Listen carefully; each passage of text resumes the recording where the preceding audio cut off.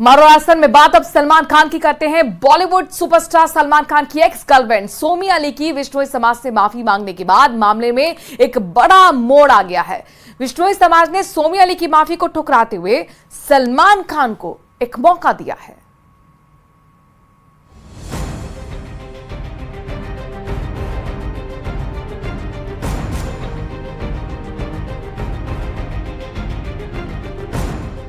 सलमान खान के लिए राहत की खबर।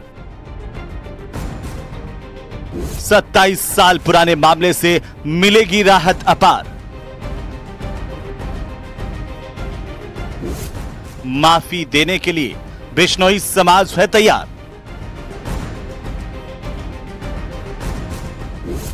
मंदिर आकर माफी मांगे सलमान। पर्यावरण बेजुबानों की सुरक्षा का दें वचन।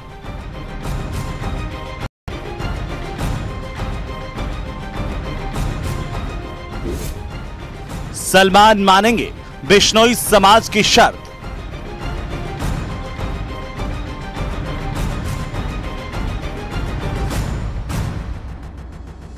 सत्ताईस साल पुराने मामले में बिश्नोई समाज बॉलीवुड सुपरस्टार सलमान खान को माफ कर सकता है, बशर्ते वो मंदिर आकर शपथ लेकर माफी मांगे, पर्यावरण और बेजुबानों की सुरक्षा का वचन दें। बिश्नोई महासभा के राष्ट्रीय अध्यक्ष देवेंद्र बूडिया ने कहा कि बिश्नोई समाज अपने 29 नियमों के तहत सलमान को माफी दे सकता है, क्योंकि गलती पर क्षमा का भी प्रावधान है। जो आरोपी है सलमान खान, वो खुद समाज को प्रस्ताव दे कि मैं माफी मांगना चाहता हूं, तो वो निज मंदिर के सामने आके माफी मांगे और समाज उसको माफ कर सकता है। उसका कारण हमारे 29 नियमों में एक नियम है क्षमादय हृदय। और बुढ़िया ने कहा कि सोमी अली की मांगी गई माफी मायने नहीं रखती। सब मिलके विचार करके उसको माफ किया जा सकता है, पर वो मंदिर के सामने आके शपथ ले कि ऐसा गलत काम मैं और कभी नहीं करूंगा और मैं हमेशा पर्यावरण और वन्य जीवों की रक्षा करूंगा। ऐसा होता है तो विचार किया जा सकता है। आपको बताते चलें कि सलमान खान पिछले कुछ समय से अपने घर के बाहर हुई फायरिंग की वजह से चर्चा में हैं। इस केस में आए दिन अब नए मोड़ आ रहे हैं। एक तरफ जहां इस मामले में पुलिस अपनी तहकीकात में जुटी है, तो वहीं दूसरी तरफ सलमान खान की एक्स गर्लफ्रेंड सोमी अली ने बिश्नोई समाज से माफी मांगी, जिसे बिश्नोई समाज ने ठुकरा दिया है। बिश्नोई समाज ने कहा है कि जब सोमी ने कोई गलती की ही नहीं है, तो किसी दूसरे के लिए माफी क्यों मांग रही है। आपको बताते चलें कि लॉरेंस ने एक इंटरव्यू के दौरान यह बात कही थी कि अगर सलमान खान ने बिश्नोई समाज के मंदिर में आकर माफी मांग ली तो उन्हें पूरी तरह माफ कर दिया जाएगा। गौरतलब है कि 14 अप्रैल को सलमान खान के घर गैलेक्सी अपार्टमेंट के बाहर फायरिंग हुई थी, जिसके पीछे रोहित गोदारा और लॉरेंस गैंग का नाम सामने आ रहा है। इस केस में आए दिन नए खुलासे हो रहे हैं। Bureau report, news 18 Rajasthan. BJP नेता और बिहार के पूर्व डिप्टी सीएम सुशील मोदी का निधन हो गया है। सुशील मोदी कैंसर से पीड़ित थे और लंबे समय से बीमार चल रहे थे। 72 साल के सुशील मोदी ने दिल्ली एम्स में आखिरी सांसें ली। काफी समय से दिल्ली के एम्स में ही उनका इलाज चल रहा था। पीएम मोदी, मुख्यमंत्री भजनलाल शर्मा, नीतीश कुमार समेत कई बड़े नेताओं ने सुशील मोदी के निधन पर दुख जताया और उन्हें श्रद्धांजलि अर्पित की। तो बिहार के पूर्व डिप्टी सीएम सुशील मोदी हमारे बीच नहीं रहे हैं। वो लंबे समय से एम्स में भर्ती थे, जहां पर उनका कैंसर का इलाज चल रहा था। बीजेपी के बड़े नेता और कुशल राजनीतिक के तौर पर उनकी छवि थी। एक अच्छे वक्ता के तौर पर भी उन्हें जाना जाता था। बिहार के डिप्टी सीएम भी रहे सुशील मोदी। कैंसर से पीड़ित थे, लंबे समय से बीमार थे। 72 साल के सुशील मोदी ने दिल्ली एम्स में आखिरी सांसें ली, जहां पर लंबे वक्त से उनका इलाज चल रहा था।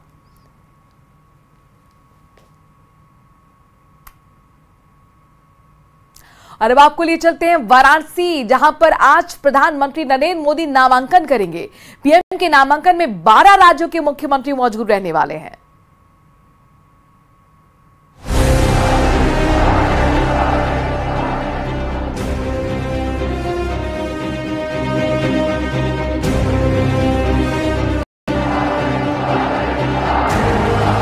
मुझे किसी ने भेजा है, न मैं यहाँ आया हूँ, मुझे तो माँ गंगा ने बुलाया है। काशी में आज पीएम मोदी करेंगे नामांकन। पीएम मोदी के नामांकन की भव्य तैयारी।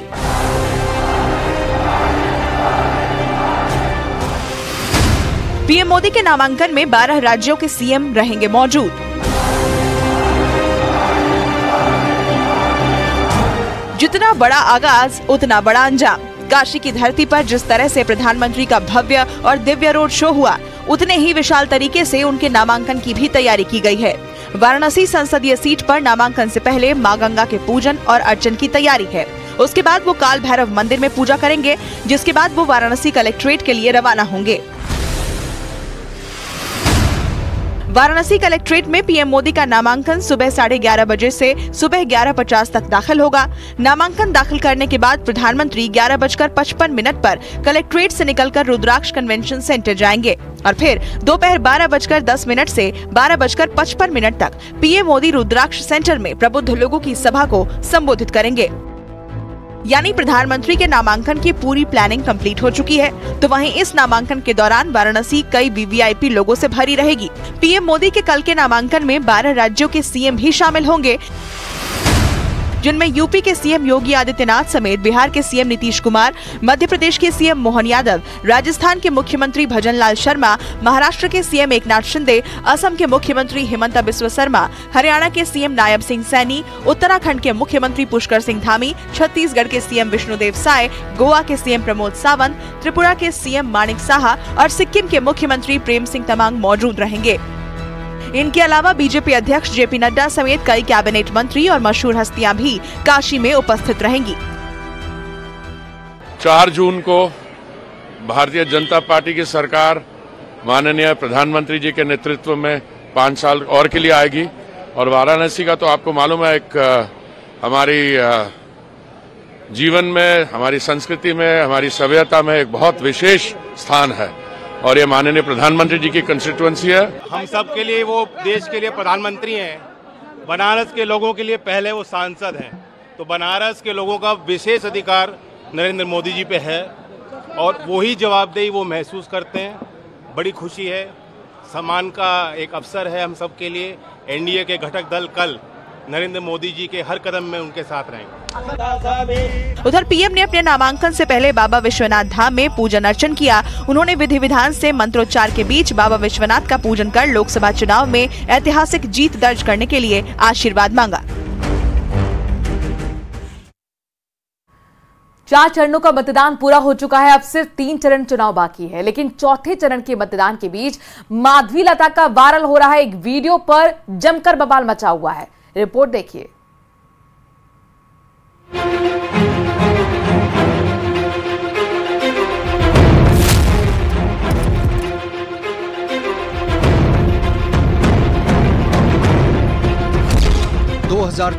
लोकसभा चुनाव के चौथे चरण के लिए आज 10 राज्यों और एक केंद्र शासित प्रदेश की 96 सीटों पर वोट डाले गए। वैसे तो इस चरण में कई दिग्गजों का मुकाबला रहा, लेकिन हैदराबाद की सीट आज सबसे ज्यादा चर्चा में रही।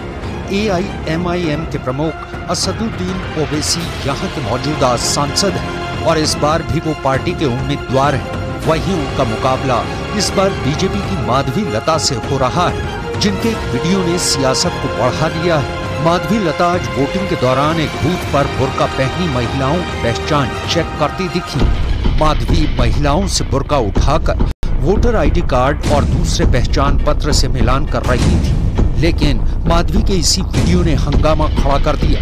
AIMIM नेता वारिस पठान ने सोशल मीडिया साइट X पर पोस्ट करते हुए मामले में चुनाव आयोग से कार्रवाई की मांग की, तो TMC नेता साकेत गोखले ने भी चुनाव आयोग पर सवाल उठाए।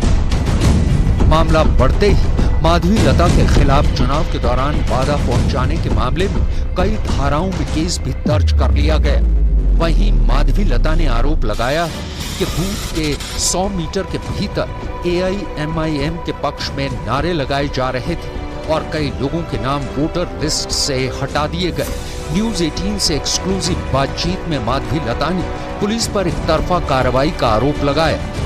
पुलिस ने केस बुक किया है आपके अगेंस्ट में, क्या कहेंगे आप? अभी आप ही देख रहा है, 100 मीटर भी नहीं था, 50 मीटर के अंदर उतना भी नहीं था, पहले MIM पार्टी का नारे लगा रहे थे। क्या कर रहे थे पुलिस? आपने स्वयं देखा ये बात, हर मीडिया ने देखा ये बात कि 50 मीटर भी नहीं था, लेकिन वो लोग नारे लगा रहे थे। उसको बोलने की तक नहीं है पुलिस को। आपको लग रहा है कि फेयर नहीं हो रहा है? नहीं, बिल्कुल नहीं हो रहा है साहब, ये साफ साफ दिख रहा है यहाँ पर, एकदम बढ़िया से कॉम्प्रोमाइज है ये लोग। तो क्या करेंगे? जब मैं हिम्मत कर सच्चाई के लिए आगे बढ़ी हूँ, तो सबसे बड़े ये लोग क्या कर सकते हैं? इनकी पूरी पुलिस गिरी मेरे ऊपर FIR दर्ज करने में है। सच्ची और सही जस्टफुल, यानी कि आप न्यायबद्ध वोटिंग करवाने का तो नहीं होती इनको, क्या कर सकते हैं? अब सवाल ये उठता है कि क्या बीजेपी उम्मीदवार माधवी लता के आरोप सही हैं, और अगर हैं भी तो क्या किसी उम्मीदवार के पास ये अधिकार है कि वो मतदान केंद्र पर किसी मतदाता के पहचान पत्र की जांच कर सके?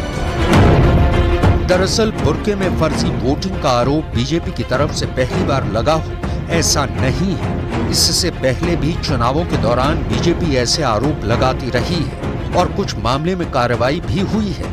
2 साल पहले यूपी विधानसभा चुनावों के दौरान रामपुर में एक पोलिंग बूथ पर बुर्के की आड़ में फर्जी वोटिंग का मामला सामने आया था, जिसमें पुलिस ने 2 आरोपी महिलाओं के खिलाफ केस दर्ज किया था और उनको गिरफ्तार भी किया था। तो मतलब साफ है कि ऐसा होता रहा है और ऐसा होने की आशंका हमेशा बनी रहती है। माधवी लता की माने तो विरोधी दल के लोग बूथ पर चक्कर लगा रहे थे और पुलिस कोई कार्रवाई नहीं कर रही थी। ऐसे में वो खुद चेकिंग करने लगी। मैं कैंडिडेट हूँ और as per law candidate has a right to check the identity card with the face, without the face mask. I am not a male, I am a female, and with lot of humbleness, I've only requested them, can I please see and verify with the ID card? And if somebody wants to make a big issue out of it. अब बात दूसरे सवाल की कि क्या उम्मीदवार किसी मतदाता के पहचान पत्र की जांच कर सकता है या नहीं, तो इसका जवाब है नहीं। चुनाव आयोग के मुताबिक किसी भी मतदाता के पहचान पत्र की जांच का अधिकार सिर्फ मतदान केंद्र के अंदर तैनात कर्मचारियों को ही है। यही नहीं, किसी भी गड़बड़ी की आशंका में पार्टी पोलिंग एजेंट की तैनाती तो कर सकती है, लेकिन उनको भी खुद चेकिंग करने की बजाय कर्मचारियों से शिकायत करने का ही अधिकार है। यहाँ तक कि केंद्र के बाहर तैनात पुलिस कर्मियों को भी पहचान पत्र की जांच का कोई अधिकार नहीं है। किसी भी मतदाता पर यदि शक होता भी है तो वो केंद्र में तैनात अधिकारी और कर्मचारियों को इसकी जानकारी भर दे सकते हैं, जिसके बाद उनकी जांच की जा सकती है। चुनावों में फर्जी वोटिंग की बढ़ती शिकायतों के बाद आयोग ने इसको लेकर कड़े नियम और कानून भी बनाए हैं, जिसके बाद बुर्का या घूंघट में मतदान करने पहुंची महिलाओं की पहचान के लिए महिला कर्मचारियों को तैनात करने का आदेश है, जो बुर्का या घूंघट उठाकर महिला मतदाता की पहचान करने में पीठासीन अधिकारियों को मदद करेंगे। चुनाव आयोग की तरफ से फर्जी वोटिंग मामले में IPC की धारा 171 के तहत 1 साल की सजा का भी प्रावधान है।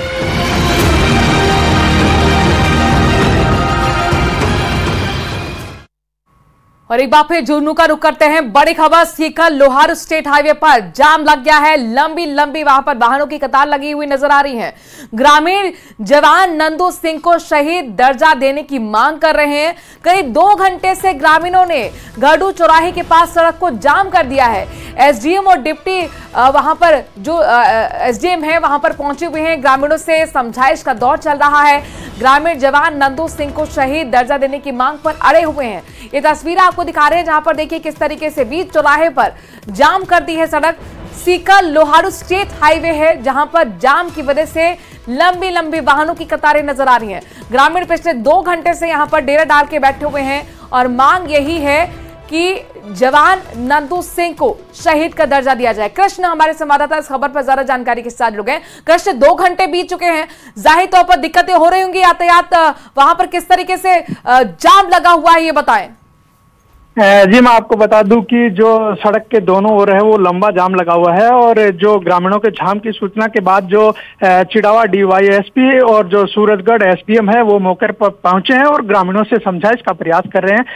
ग्रामीणों की मांग है कि जवान नंदू सिंह को है वो शहीद का दर्जा दिया जाए, साथ ही सूरजगढ़ से जो उनकी पार्थिव देह है वो उनके गाँव तक जो आर्मी का ट्रैक है उसमें पार्थिव देह तिरंगे के साथ ले जाई जाए और लगातार समझाइश का प्रयास जारी है और ग्रामीण है वो अपनी मांगों पर अडिग है और जो जाम लगाए हुए करीब 2 घंटे हो गया है और दोनों तरफ है जो लंबी वाहनों की कतार लगी हुई है। जी, शुक्रिया कृष्ण, तमाम जानकारी अब तक पहुंचाने के लिए नजर बनाए रखिएगा, आगे आपसे अपडेट्स लेते रहेंगे। अपने दर्शकों को बता दें कि इस वक्त अधिकारी मौजूद है, समझाइश की कोशिशें चल रही हैं।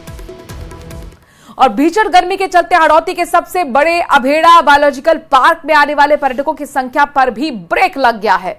चिलचिलाती धूप और गर्मी से खुद को बचाने, वन्य जीव को देखने के लिए आने वाले पर्यटकों की संख्या में भी गिरावट आई है। वहीं पर्यटकों के ना पहुंचने से बायोलॉजिकल पार्क का मेंटेनेंस का खर्च भी निकालना मुश्किल हो गया है।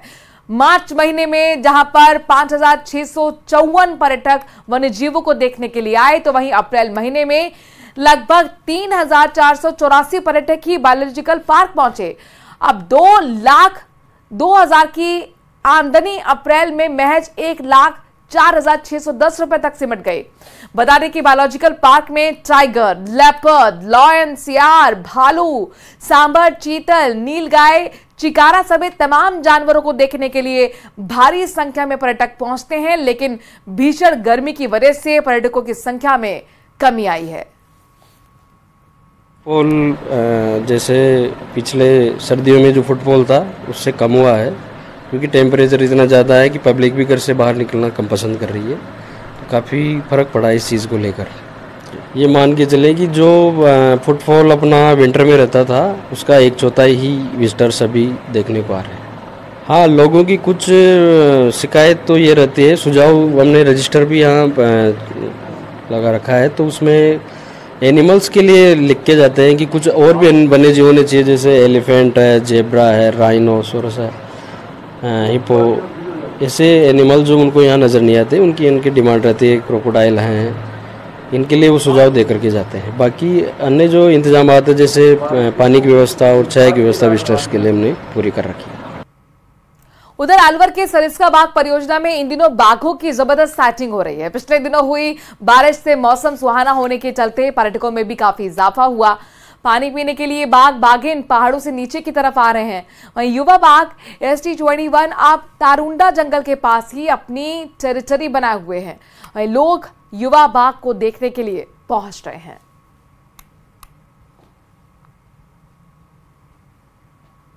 और इसी खबर के साथ मानो राजस्थान में आज के लिए इतना ही। देश और प्रदेश की बाकी खबरों के लिए बने रहिए न्यूज़ 18 राजस्थान के साथ।